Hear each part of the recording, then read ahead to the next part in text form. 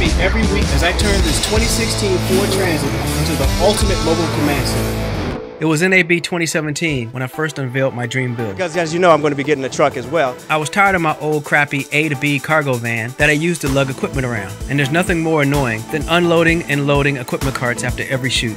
Oh wait, there is, being a slave to the editing computer, but I digress. Hi-ya! I was looking for a truck that would be big enough to load gear into easily, and I could still have room to think and relax. The new Ford Transit came in a variety of flavors, from small to ridiculous. As a shooter, you're often called on to edit your own footage, and as an editor, you're typically on call 24/7 like a doctor. So I needed a truck that would allow me to travel, lug some lighting accessories like a grip truck, and provide office space to work remotely.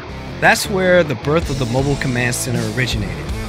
With the concept only in my head, there was still one thing that I was going to need before anything else: the truck.